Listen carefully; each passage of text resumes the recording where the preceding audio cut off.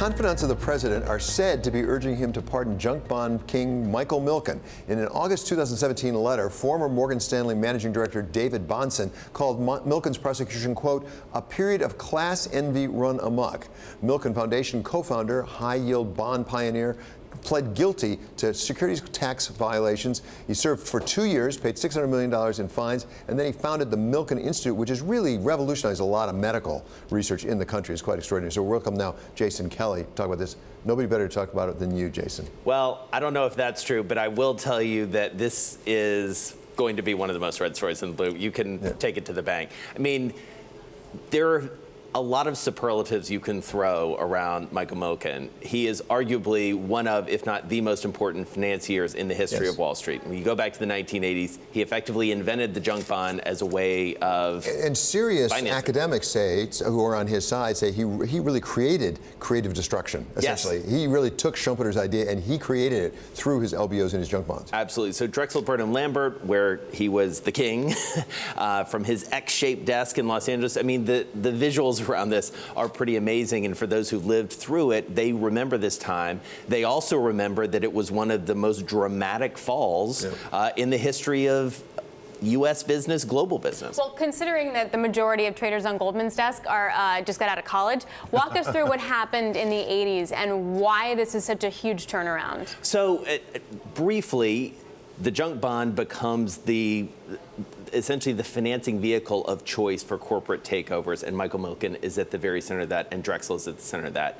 It all unravels, and Drexel ultimately goes out of business. Michael Milken goes to jail, as David mentioned, for securities fraud, et cetera. And tax fraud. He is prosecuted, and this comes around again more recently, by none other than Rudy Giuliani, who has been in the headlines a bit lately.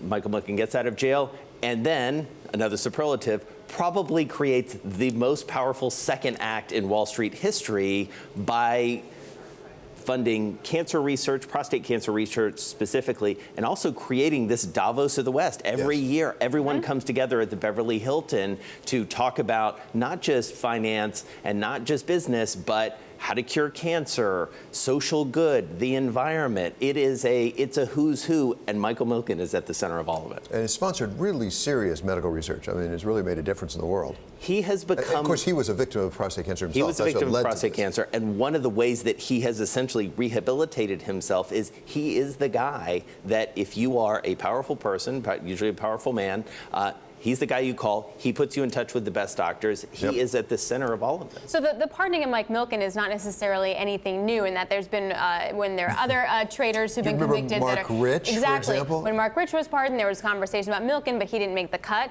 My question is, if he is pardoned, can he run other people's money, or is this like a totally separate kind of thing? Our understanding from the reporting is he is still banned from the securities industry, so that would be a separate issue. I see.